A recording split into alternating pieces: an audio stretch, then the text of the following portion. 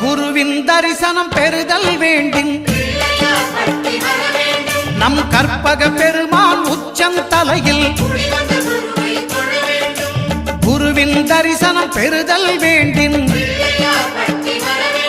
நம் கற்பக பெருமான் உச்சம் தலையில் ஆலமர் செல்வன் அவனது பார்வை தடைகளை நீக்கி வளம் பெருக்கும் நம் கணபதி சிரத்தை காண்கிற மங்கையர் மாங்கல்ய பலமே திடமாகும்.